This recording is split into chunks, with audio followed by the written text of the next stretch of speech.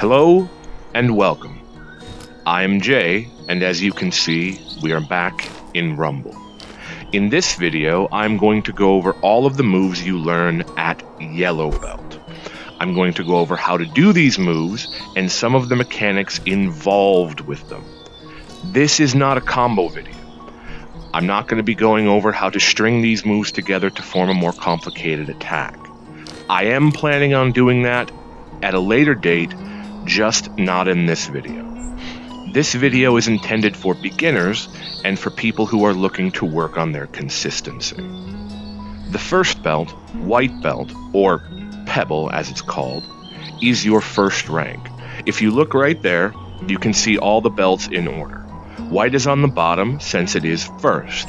The next one is Yellow, which is where you should be now. It is called Cobble, and it comes with 3 shiny new moves.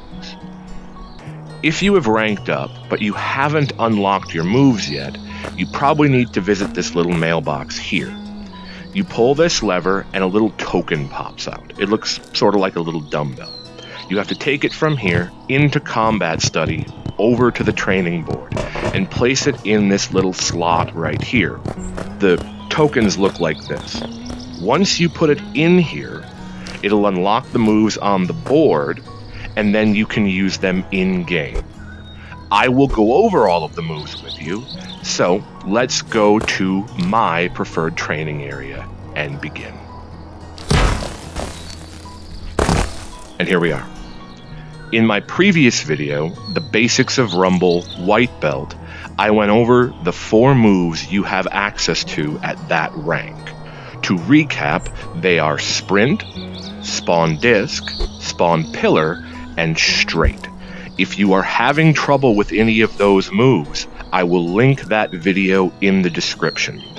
I strongly suggest you watch it if you are brand new to Rumble. Now, on to Yellow Belt. As I said, you gain 3 additional moves when you reach this new rank. 2 techniques and 1 spawning ability. The 2 techniques are Kick and Stomp. Don't worry, they don't involve your legs. And the spawning ability is called Spawn Ball, or as it is more generally known, Boulder. Let's go over Boulder first. To spawn a boulder, you begin with your hands at the ready position. You bring one hand up. Remember, you can use either your right or your left as your main hand. You bring one hand up and put it at about shoulder level, with your knuckles pointing outward and your thumb pointing into the air. It is the same main hand position as Spawn Disc. Your offhand stays where it is and rotates 90 degrees so that your thumb is pointing upwards. It is the same offhand position as Spawn Pillar. It looks like this.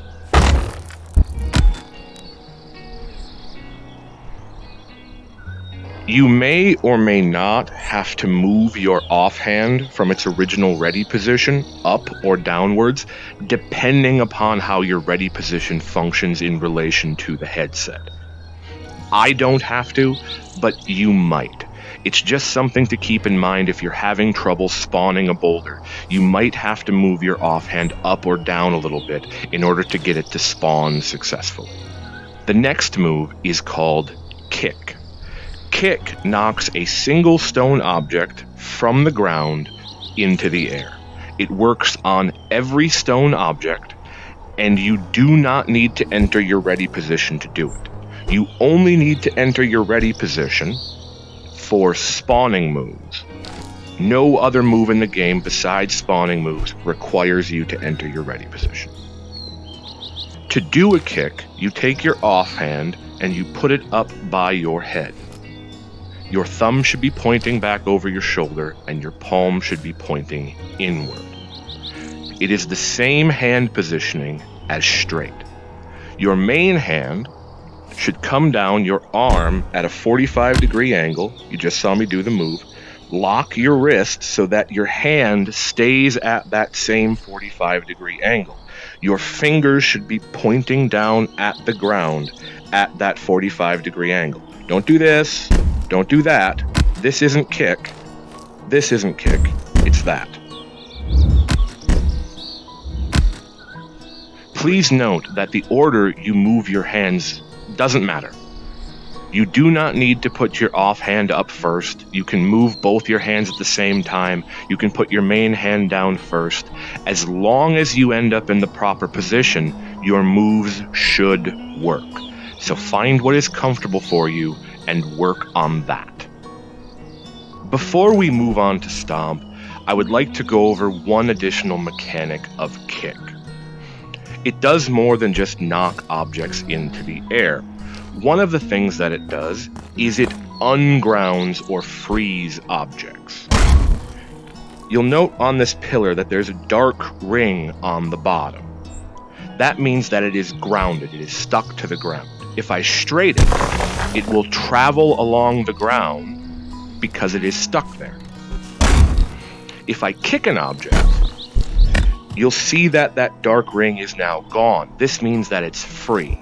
If I straight it now, it will tumble over.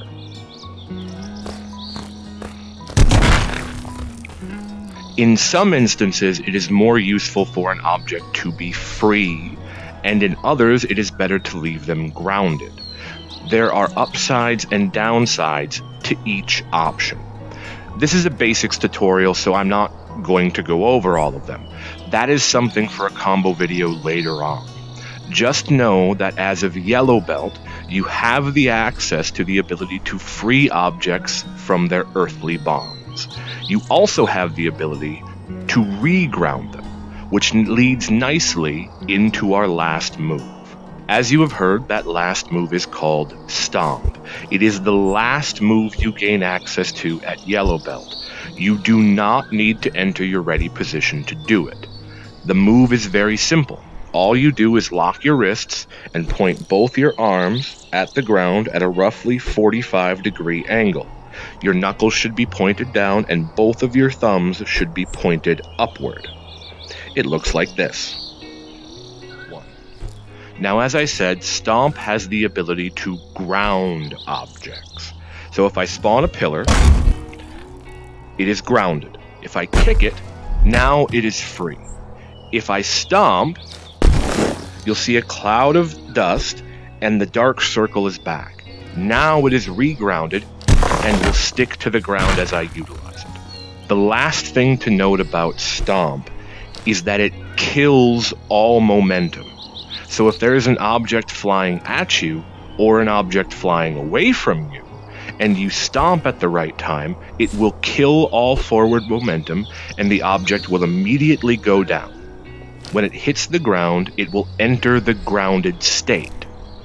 It takes some practice and it takes the proper timing, but if you do it right, it's a great way to turn your opponent's attacks into your offense. And that is the basics of Yellow Belt. Now go forth. Hurl rocks to your heart's content. In the description of this video, I'm going to link a couple of things. The first is an image. It shows all of the belts, their colors, what rank they are, what they're called. It also shows all of the moves you unlock at each rank. It's good information. You should take a quick look at it. The next thing I'm going to link is my first basics video. So if you need any help with the moves from white belt, if you need practice, if you need some consistency help, go check out that video. The last thing I'm going to link is my Reddit account. If you have any comments on this video, if you have any questions about what I've gone over, you can either leave a comment under this video or you can send me a direct message on Reddit. Thank you for watching, and I hope this information was helpful. See you later. Bye.